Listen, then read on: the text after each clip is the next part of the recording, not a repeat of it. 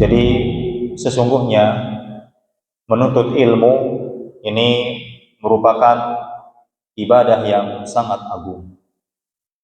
Oleh karenanya Allah Tabaraka wa Ta'ala di dalam Al-Quran tidak pernah memerintahkan kepada Nabi-Nya Muhammad Sallallahu Alaihi Wasallam untuk meminta tambahan kecuali tambahan ilmu. Maka di antara bentuk kasih sayangnya Allah Subhanahu wa Ta'ala mengajarkan Al-Quran. Jadi siapa yang mendapatkan ilmu tentang Al-Quran, maka dia telah mendapatkan rahmat yang besar dari Allah Subhanahu wa Ta'ala. Allah Tabaraka wa Ta'ala itu akan mengangkat orang-orang yang beriman di antara kalian, dan Allah mengangkat orang-orang yang berilmu beberapa derajat. Di sini menunjukkan bahwa orang yang berilmu itu akan diangkat beberapa derajat di atas orang-orang yang beriman tapi tidak memiliki ilmu. Ada orang yang beriman tapi dia nggak punya ilmu. Ada orang yang rajin ibadah tapi tidak punya ilmu. Ya, makanya di sini Allah ingin mengangkat derajat orang yang berilmu.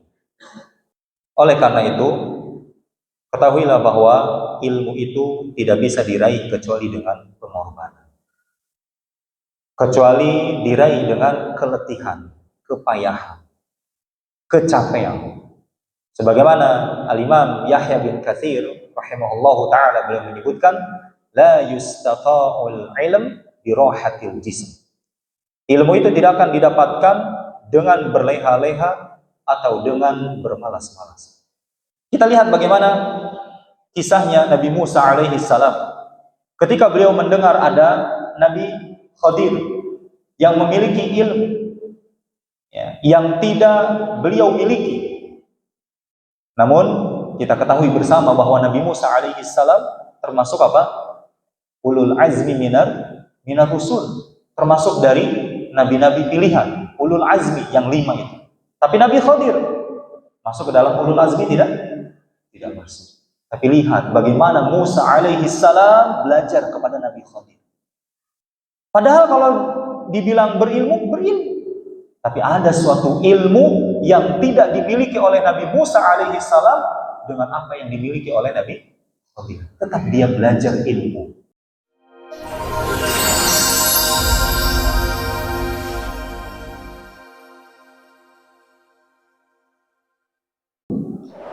Bismillahirrahmanirrahim. Assalamualaikum warahmatullahi wabarakatuh.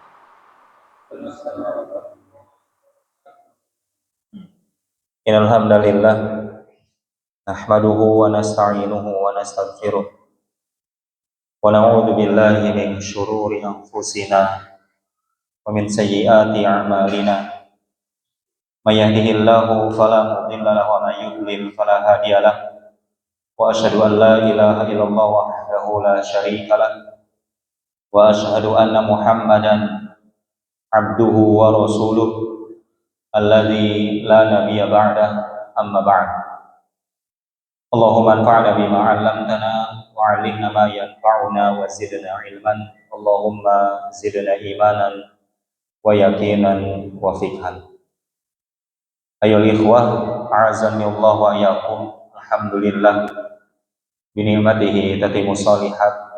Pertama-tama kita bersyukur kepada Allah Rabbul Izzati wal Jalalah atas segala limpahan nikmat dan juga karunia-Nya kepada kita semua, nikmat Islam, nikmat iman, nikmat sehat wal afiyah, nikmat kita diberikan kemudahan oleh Allah Subhanahu wa Ta'ala untuk terus senantiasa menjadi hamba-hambanya yang taat dan patuh atas segala perintah-perintahnya dan menjauhi segala bentuk larangannya.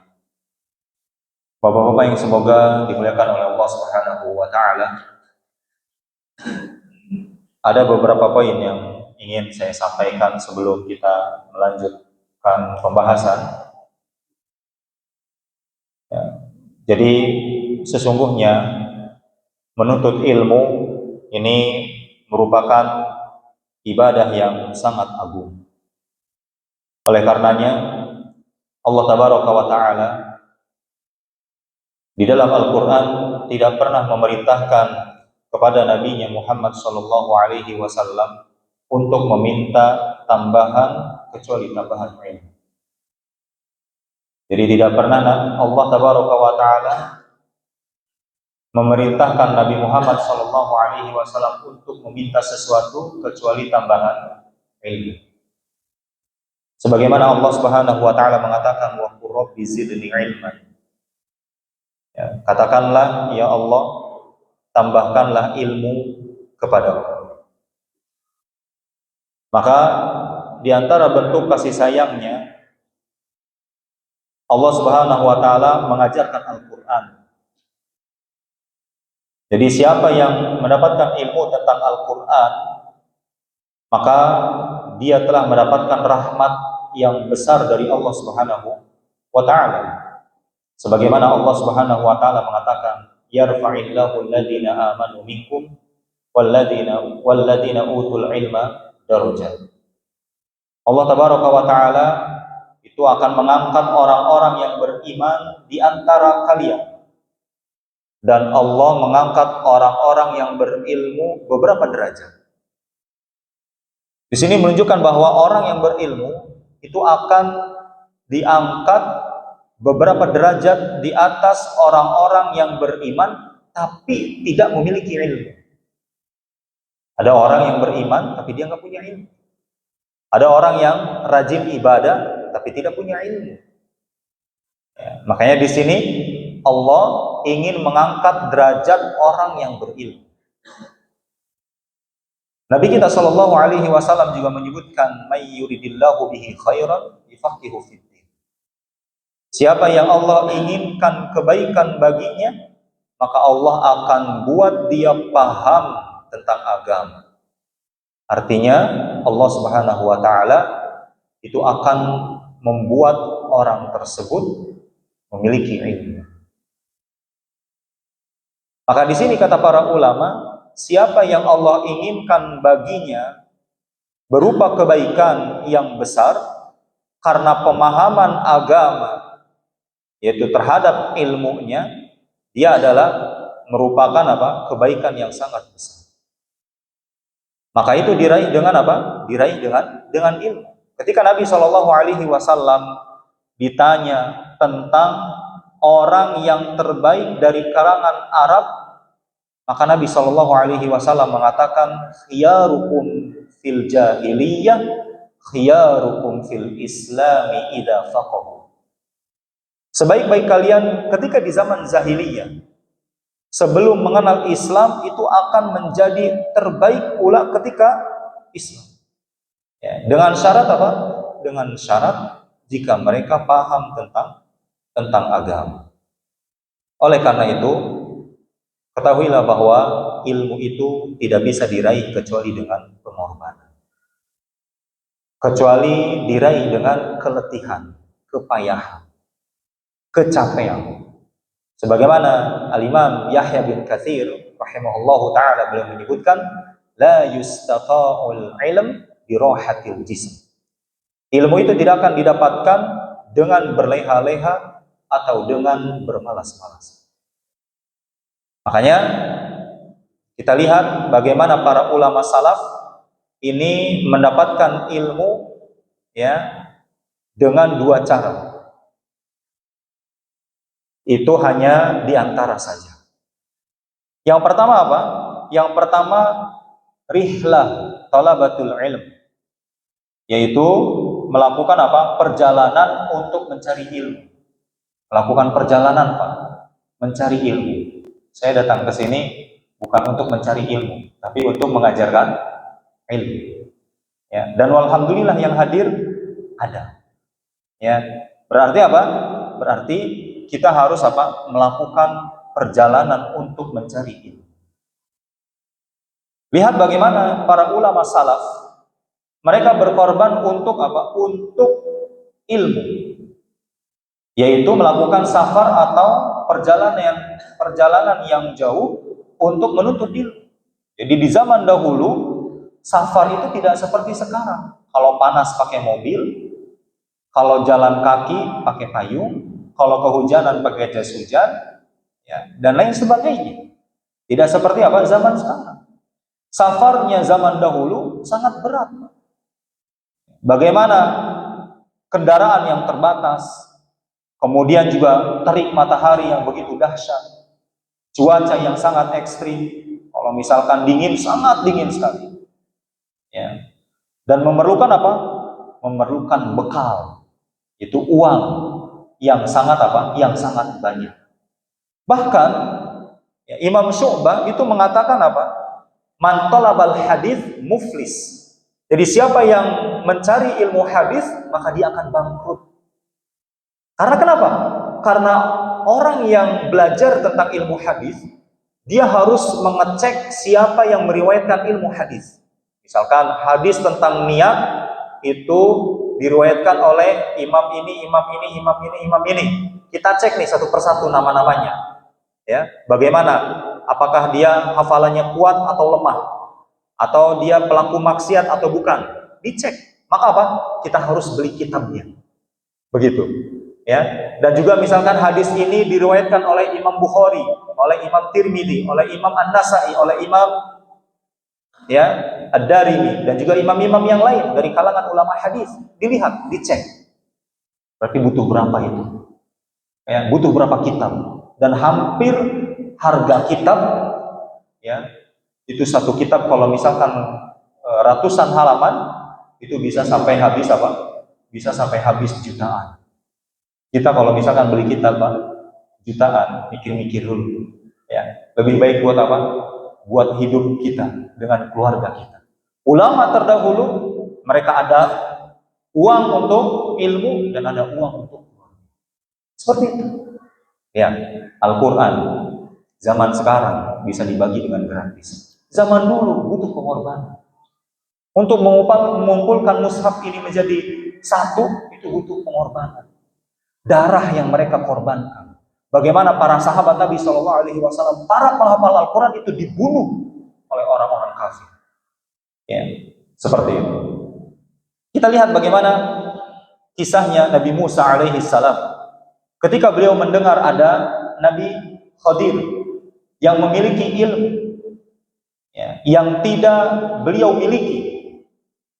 Namun kita ketahui bersama bahwa Nabi Musa alaihissalam termasuk apa?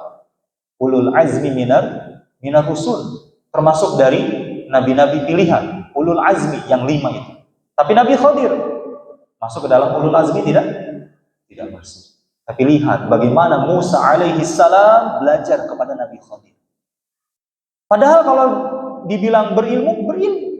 Tapi ada suatu ilmu yang tidak dimiliki oleh Nabi Musa alaihissalam dengan apa yang dimiliki oleh Nabi Khadir. Tetap dia belajar ilmu. Tidak seperti zaman kita sekarang. Sudah doktor, sudah usianya sekian, tapi malu untuk belajar ilmu agama Allah Subhanahu wa ta'ala. Makanya Nabi Musa alaihissalam semangat untuk menuntut ilmu. Ya, beliau berjalan dengan apa? Pembantunya, yaitu Yusha bin Nun. Ya, dengan apa? Dengan melakukan safar. Meskipun apa? Jauh. Ya. Di kita yang paling jauh dari Wanakerta. Ya, seperti itu. Nah, ini Allah Subhanahu wa taala abadikan di dalam Al-Qur'an. Wa idh qala Musa li fatahu la abrahu hatta ablugha majma'al bahraini aw amdiya huquba. Dan ingatlah ketika Musa berkata kepada muridnya, aku tidak akan berhenti berjalan sebelum sampai ke pertemuan 2 laut, atau aku akan berjalan terus bertahun-tahun. Ini mengisyaratkan bahwa harus ada orang yang semangat di dalam menuntut ilmu. Kemudian juga kisahnya Imam Bukhari alaihissalam. Beliau bersafar ke berbagai macam negeri, bayangkan. Seperti apa? Hijaz, Mekah, Madinah, Baghdad, Naisabur, ya. Dalam rangka apa? Mencari hadis. Imam Bukhari itu menulis hadis dari lebih 1000 ulama. Ya. Kita menuntut ilmu sudah berapa ustaz? Begitu. Bahkan diriwayatkan bahwa beliau sempat kehabisan nafkah sampai beliau makan dari rumput-rumput karena tidak ada apa? Tidak ada uang. Ya, sampai seperti itu. Kita alhamdulillah ya, tidak apa? Tidak mengalami hal seperti itu.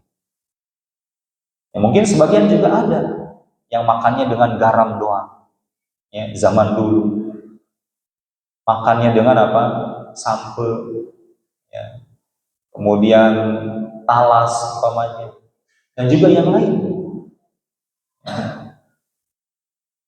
Pernah teman-temannya, yaitu teman-teman Imam Bukhari, merasa kehilangan beliau dalam majelis ilmu beberapa hari. Ya, di antara ikhwan yang hadir, ya, teman-teman Imam Bukhari itu merasa kehilangan. Makanya saya, kalau bapak-bapak yang dulu ngaji pertama kali sekarang nggak ada, saya merasa kehilangan. Cuman saya susah ngonteknya, karena saya nggak masuk grup, gitu kan? Saya susah ngonteknya. Kalau saya tahu orang yang saya kasih nasihat, ada apa, kenapa, ada apa, kenapa, ada masalah apa, rasa kehilangan. Gitu. Tapi ini rekannya, bukan gurunya yang kehilangan. Ya. Tapi apa? Rekannya Imam Bukhari itu merasa kehilangan sosok Imam Bukhari. Ketika dicari ternyata apa? Ternyata beliau tidak hadir itu bukan karena malas. Ya. Beliau tidak hadir bukan karena banyak kerjaan. Bukan. Beliau tidak hadir, apa yang menyebabkan beliau tidak hadir? Beliau tidak bisa hadir karena habis pakaiannya yang sehingga beliau tidak bisa menutup auratnya. Bayangkan, betapa luar biasa Imam Bukhari bekalnya sampai habis untuk menuntut ilmu. Harta kita habis. Dan ingat suatu saat nanti akan ditanya di hadapan Allah Subhanahu wa taala. Ya. Wa an malihi min aina iktasaba wa fima anfaq. Kata Nabi sallallahu alaihi wasallam, nanti seseorang itu akan ditanya tentang hartanya, dari mana ia dapatkan dan kemana ia habiskan. Akhirnya apa? Bajunya dijual. Demi apa? Demi membeli makanan Imam Bukhari. Akhirnya apa? Akhirnya teman-teman Imam Bukhari, mereka mengumpulkan uang untuk Imam Bukhari agar dia bisa menuntut ilmu kembali. Ya. Inilah bagaimana para salaf berkorban dengan apa? Bersafar menuju tempat yang jauh untuk belajar syariat Allah Subhanahu wa taala. Kita di komplek ya Buana Subang Kencana. Ini walhamdulillah ya. Dari mulai hari Selasa, kemudian Kamis, kemudian hari Ahad, ya sepekan itu bisa lumayan beberapa kali, begitu. Nah, maka kita luangkan waktu kita untuk apa? Untuk hadir di majelis tersebut. Jangan sampai dalam sepekan itu tidak hadir. Ini yang pertama. Kondisi yang pertama adalah dengan apa? Melakukan salat. Kemudian kondisi yang kedua, semangatnya ulama salaf di dalam menuntut ilmu adalah apa? Begadang untuk ilmu. Pernahkah di antara kita begadang untuk menuntut ilmu? Atau jangan-jangan kita begadang untuk apa? Kalau saya perhatikan di jalan ada yang begadang ronda main catur. Ada yang begadang di sana main kartu, gapleng, remi. Ya, Masya Allah. Udah gitu subuhnya ke ayam, gitu ya. Udah kalau di masjid gak ada, di rumah tidak lilin, laksanakan seperti itu. Ya. Nah, maka kita lihat bagaimana Muhammad bin Hasan Asy-Syaibani rahimahullahu taala, beliau murid dari Imam Abu Hanifah, ya, dan juga gurunya Imam Syafi'i. Beliau dikenal suka apa? Begadang. Beliau ini sholat isya Pak, dengan wudu, kemudian setelah itu begadang. Lalu apa? Sholat subuh dengan wudu yang sama. Ya, jadi berarti dari sholat isya sampai subuh batal nggak? Batal. Ya. Beliau menyiapkan air dingin kalau misalkan apa? Ngantuk. Beliau mengguyurkan air dingin tersebut kemana? Ke wajahnya. Ya. Dan beliau mengatakan apa? Bahwasanya tidur itu ada rasa panas. Maka aku menghilangkannya dengan air yang dingin. Beliau melawan rasa kantuk untuk bisa menuntut ilmu. Oh, ya. Kita nggak usah jauh-jauh begadang, Pak. Kita hanya memanfaatkan atau meluangkan waktu di setiap ba'da maghrib, atau setiap ba'da isya, atau di sini ada yang setiap ba'da subuh. Kita luangkan waktunya. Untuk apa? Menuntut ilmu. Minimal itu. Jangan sampai tidak ada. Ya. Kemudian juga kisahnya Imam Bukhari lagi. Ya. Diriwayatkan oleh Imam Ibnu Katsir bahwa Imam Bukhari itu terkadang dalam satu malam terbangun sampai 20 kali.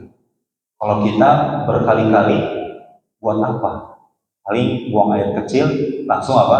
Selimutan deh, kan gitu. Ya. Tapi lihat bagaimana Imam Bukhari itu sampai 20 kali dia terbangun. Ketika dia mau tidur, tiba-tiba dia memikirkan suatu faidah. Masya Allah. Luar biasa Pak ya. Ulama terdahulu itu kalau mau tidur mikirin faidah, kalau kita mikirin apa? Hutang. Boro-boro kita mikirin dosa kita hari ini. Yang kita pikirkan adalah apa? Bagaimana besok saya bisa makan atau tidak. Kapan kita memikirkan tentang kehidupan akhirat? Ya, sekali-kali sebelum tidur kita merenung, muhasabah, introspeksi diri, apa yang sudah kita lakukan untuk akhirat kita. Bekal apa yang akan kita bawa untuk menuju akhirat. Jangan pernah merasa aman ketika kita mau tidur, kita bisa bangkit kembali. Berapa banyak saudara kita yang sudah tidur, dia tidak bisa bangkit kembali. Ya. Beliau sampai apa? Memikirkan suatu faidah. Akhirnya apa? Segera dia bangun, menyalakan lampu. Dan lampu di zaman dahulu tidak seperti sekarang. Banyak, ya. Kemudian juga terang-terang lampu. Ketika menyalakan lampu, beliau langsung apa? Menulis faidah tersebut. Kemudian dia mau tidur lagi, tiba-tiba Allah ilhamkan faidah lagi. Masya Allah. Ya, kalau Allah sudah mentakdirkan seseorang untuk menjadi ahli ilmu, pasti akan Allah ilhamkan dia. Ada saja ya faidah ilmu yang akan diberikan oleh Allah Subhanahu wa taala terhadap orang tersebut. Akhirnya apa? Dia bangun lagi dan menulis. Nah, subhanallah, mereka tidur dengan ilmu di dada mereka. Kita tidur dengan apa?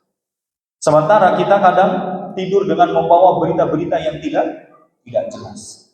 Ya, mikirin harga plastik naik, akhirnya apa? Imbas ke harga yang lain. Mikirin itu aja. Ya, seperti itu. Tidak memikirkan bagaimana sholat kita diterima. Tidak memikirkan bagaimana ya amalan ibadah kita ini sesuai dengan ilmu atau tidak. Ya, maka tentunya ya, hal ini merupakan apa? Merupakan kebiasaan para ulama ketika mereka begadang untuk menuntut ilmu. Saya tutup dengan perkataan Imam Asy-Syafi'i. Kita yang bermadhab Syafi'i, maka mari kita dengarkan apa yang dikatakan oleh Al-Imam Asy-Syafi'i. Jangan sampai kita menisbatkan ya mengikuti Imam Syafi'i, tapi kita tidak pernah mengikuti apa yang dibawakan oleh beliau rahimahullahu taala. Apa kata beliau? Biqadril kaddi tuktasabul ma'ali wa man talabal ula sahirul layali. Sesuatu yang sesuai dengan apa? Dengan kadar keletihan. Maka akan diraih hal-hal yang tinggi atau keberhasilan yang tinggi. Jadi keberhasilan yang tinggi itu akan bisa diraih sesuai dengan kadar keletihan. Ya. Sejauh mana kadar keletihan kita di dalam membaca Al-Quran? Silahkan. Jangan selalu menyalahkan ustaznya nggak masuk. Ya. Padahal kitanya apa? Kurang latihan. Seperti itu.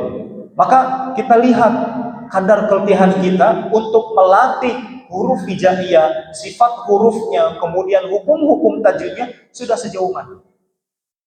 Kemudian kata beliau apa? Keberhasilan itu harus diraih dengan apa? Dengan letih dan lelah.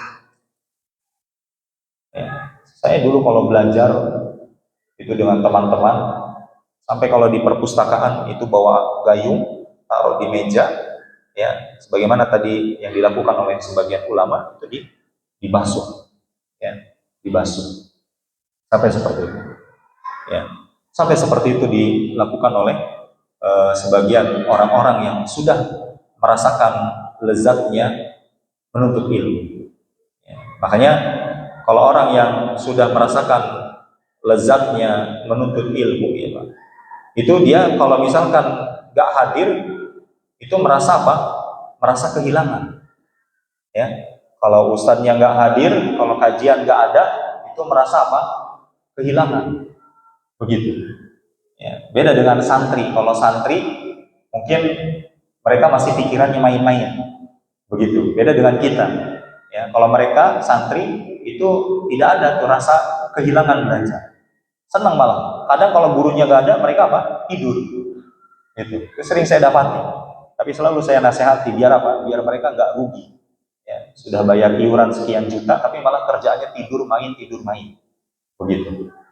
Nah, makanya nanti kan akan terlihat sejauh mana kadar kadar kita di dalam belajar. Maka siapa yang ingin meraih ketinggian, maka dia harus begadang di malam hari. Wa man ramal ula min ghairi kaddin adha'al umra fi talabil muhal. Siapa yang berkeinginan untuk meraih sesuatu yang tinggi tanpa kelatihan, sungguh dia hanya buang-buang umurnya dalam mencari kemustahilan. Ya. Buat apa kita mencari sesuatu yang mustahil? Sedangkan kita hidup di dunia yang nyata. Makanya kemudian beliau mengatakan, tarumul izza thumma tanamu lailan yaghusul bahra man talabal la'ani. Kau ingin meraih kejayaan sementara kau tidur di malam hari dan tidak begadang untuk menuntut ilmu. Kau ingin tidur di malam hari, ingin santai-santai. Seorang yang mencari mutiara itu harus menyelam dalam lautan untuk mencari mutiara. Ini adalah gambaran dari para ulama. Bagaimana semangat mereka menuntut ilmu, karena mereka tahu ilmu adalah sesuatu yang sangat agung. Bagaimana tidak, ilmu adalah warisan para nabi Shallallahu Alaihi Wasallam. Jika orang bangga mendapat warisan dari raja atau dari orang tuanya yang kaya, maka seseorang seharusnya bahagia ketika mengumpulkan warisan terbanyak dari Nabi kita Muhammad Shallallahu Alaihi Wasallam. Harus bahagia. Ya, ada kajian deui. Ya. Jangan seperti itu. Kita harus menerima. Kita harus apa? Bahagia. Begitu. Jangan sampai apa? Hati kita merasa bosan dengan menuntut ilmu. Ya. Baik Bapak yang semoga dimuliakan oleh Allah Subhanahu wa taala. Itulah bagaimana semangatnya para ulama terdahulu di dalam mencari ilmu agama Allah Subhanahu wa ta'ala. Maka kita harus tunjukkan kalau kita adalah umatnya Nabi Muhammad Sallallahu Alaihi Wasallam. Kalau kita mengaku bahwa kita ini menisbatkan diri pengikutnya, ya para nabi dan rasul dan juga para sahabat, maka kita harus semangatnya sama seperti mereka. Ibadahnya sama seperti mereka, akhlaknya sama seperti mereka, muamalahnya harus sama seperti mereka.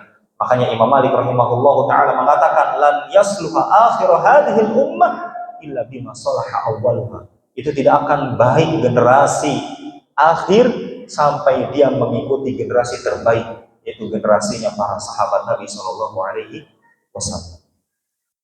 Baik, kita memasuki pembahasan mad asli atau mad tabi'i di halaman 59 dan ini sudah kita bahas, ya. Dan insya Allah ini cara mengetahuinya adalah dengan ada yang di tabel, ya, cara membacanya yang dipanjangkan dua harokat, yaitu harokat dhammah bertemu dengan waw, ya, atau waw kecil, kemudian kasrah bertemu ya atau ya kecil, kemudian fathah bertemu dengan alif atau alif kecil, maka ini dihukumi dengan mad asli atau mad tabi'i. Ingat dua harokat Pak ya. Ingat dua harokat. Jangan suka dilebih-lebihkan. Ya, seperti itu. Kemudian kita masuk kepada pembahasan yang kedua. Pembagian dari mad asli itu ada mad iwad. Ini istilahnya adalah mad iwad. Bagaimana cara mengetahuinya? Ada dengan dua cara atau tiga. Ya. Yang ketiganya ada di catatan. Yang pertama adalah huruf yang berharokat fathah kain. Hurufnya tanwin fathah. Bertemu alif. Jadi kalau ada huruf yang fathah kain bertemu alif, kemudian setelahnya berhenti, maka itu dihukumi dengan mad iwad. Mad iwad itu jadi yang asalnya fathah kain berubah Pak. Cuma tinggal sisa fathah saja, ya. Kemudian dipanjangkan dengan dua harokat. Contoh, wal jibala autadan. Ya, kita berhenti tuh di situ di akhir ayat. Tapi jangan kita baca autadan, tapi kita baca apa? Hilangkan fathahnya satu, autada. Masih belum. Apa yang belum? Panjangnya. Karena panjangnya belum dua harokat. Maka panjangkan. Autada. Cukup segitu aja. Jangan wal jibala autada. Panjangan Pak. Contoh kayak tadi saya misalkan baca surat Al-Adiyat. Akhir-akhir ayatnya ada beberapa ayat yang hukumnya mad iwad. Wal adiyati dhabha. Panjangnya lebih tuh. Ya, fal muriyati qadha. Fal mugirati subha. Fa asarna bihi naq'a. Ada yang baca Quran nih? Ya, Masya Allah, seenaknya gitu. Ya, seperti itu. Nah ini harus diperhatikan. Hukum mad iwad ini panjangnya dua harokat. Kemudian kapan lagi kita mengetahui mad iwad? Yang kedua, ketika hamzah. Nah, hamzah itu kepala ain, Pak ya. Hamzah itu adalah kepala ain, ya, putus badannya. Nah, kemudian apa? Dia wakof, berhenti. Nah, contoh di baris yang kedua, bagian kiri. Ya, rijalan katsiran wa nisa. Nah, jangan kayak gitu bacanya. Ketika berhenti jangan wa nisa. Hilang hamzahnya. Maka kita munculkan sama seperti tadi yang tanwin. Kalau ini hamzah di tanwin, dia tidak boleh ada alif. Ya, di sini hamzahnya kok nggak ada alif Ustaz? Gitu. Tapi bacanya kok sama kayak tadi. Ya, yaitu dihilangkan fathahnya satu, kemudian dipanjangkan menjadi dua harokat. Ya, maka jawabannya apa? Hamzah itu tidak boleh dihimpit dengan dua alif. Nah, ini ada alif sebelum hamzah dan nggak boleh di sini dikasih alif. Ya, nggak boleh dihimpit dengan dua alif. Ada lagi nanti di dalam Al-Quran, ya, kalimat apa? Syai'an. Nah, setelah hamzahnya ada alif. Kok ini ada alifnya Ustaz? Maka jawabannya apa? Karena sebelum hamzah dia nggak ada alif. Paham Pak? Ya. Jadi tetap sama dibaca dengan syai'an, nisa'a. Seperti itu, dipanjangkan dengan dua harokat. Paham dua kaidah ini? Nanti akan baca ya masing-masing. Seperti itu. Kemudian yang bagian terakhir di catatan pada huruf tak marbutoh. Ya, tak marbutoh itu yang berharokat fathah kain itu yang dikurungin Pak. Ya, itu namanya tak marbutoh. Apabila berada pada akhir ayat dan wakof, maka dibaca dengan hak sukun tanpa dipanjangkan. Hak sukun yang mana? Hak sukunnya yang ini. Ya, bukan yang ini. Bukan. Ya. Maka tak marbutoh yang ini dia harus menjadi hal sukun yang ini. Ketika tak marbutohnya fathatain. Ya, begitu. Nah, maka huruf tak marbutoh ini bukan termasuk mad iwad. Bukan. Jadi jangan dibaca misalkan di sini contoh yang paling terakhir di dalam kotak ya, suhufan mutahharata. Nah, nggak boleh dibaca gitu. Tapi mutahharoh roh. Nah, berarti hanya pakai yang ini. Kalau yang ini nanti bunyinya mutahharoh. Nah, itu sama. Ya, seperti itu. Baik. Ada yang mau ditanyakan sebelum praktek? Cukup ya? Baik. Silakan Pak Ali. Yang contoh ini, contoh mad iwad. Nomor 1. Baris pertama.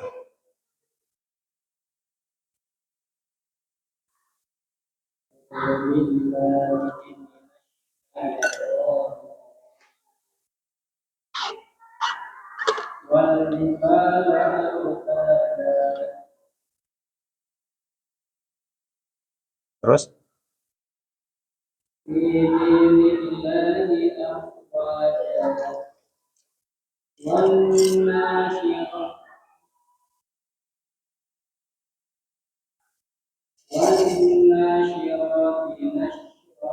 Nah, perhatikan di sini.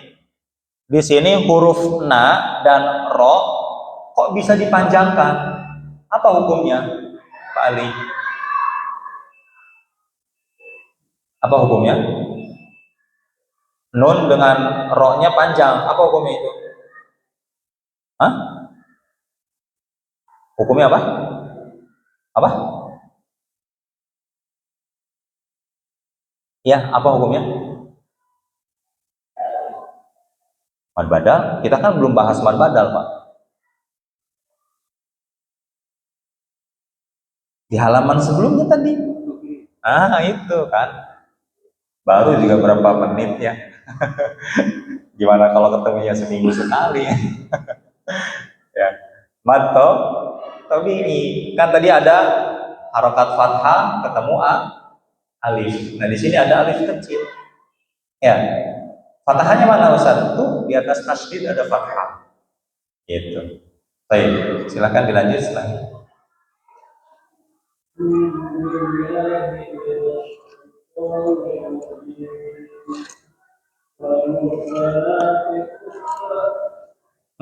Kurva nggak panjang kurvanya, kurang panjang Pak.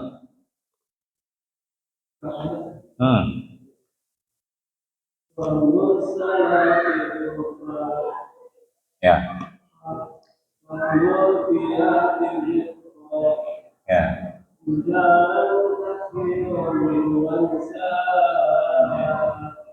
A atau A. Ya. Baik, terus setelahnya.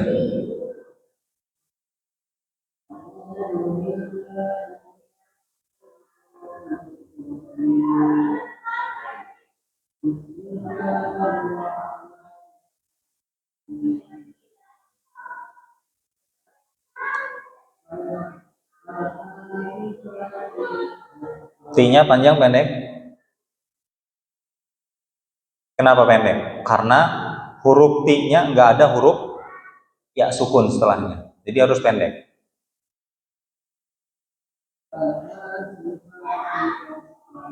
Ya.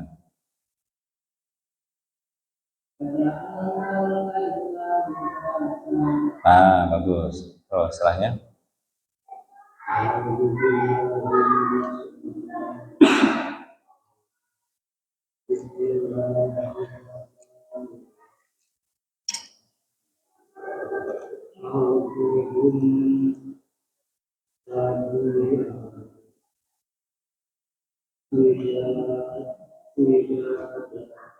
Bagus.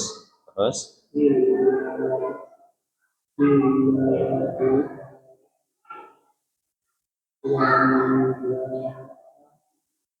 A berarti nggak panjang Pak, panjangkan. Di situ kan ada hamzah tanwin. Diulang illa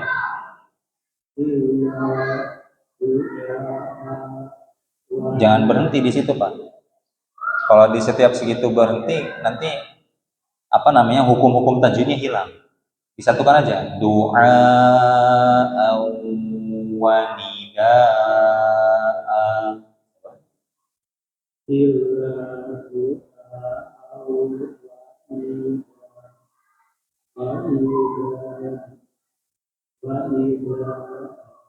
Nah, terus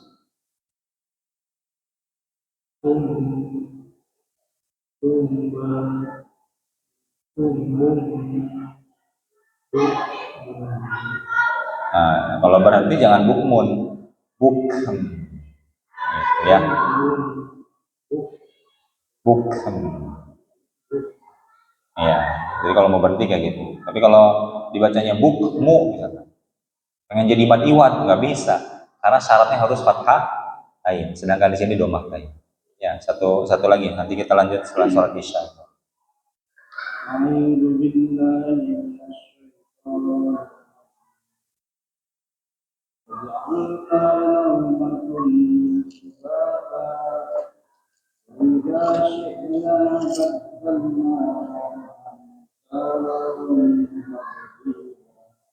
Ya, baik.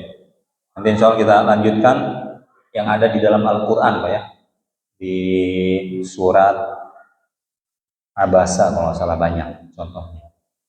Ya, nanti Al-Qurannya bisa kita pakai nih, alhamdulillah ya, Quran baru, insya Allah dipakai biar jadi amal jariah buat yang bagi-bagiinnya, karena ini amal yang sangat mulia sekali ketika apa mewakafkan Al-Quran. Sampai di sini kurang lebihnya mohon maaf, cukupkan terlebih dahulu. Sallallahu ala nabiyina Muhammadin wa ala alihi wa sahbihi ajma'in wa akhiru da'wana alhamdulillahi rabbil alamin. Assalamualaikum warahmatullahi wabarakatuh.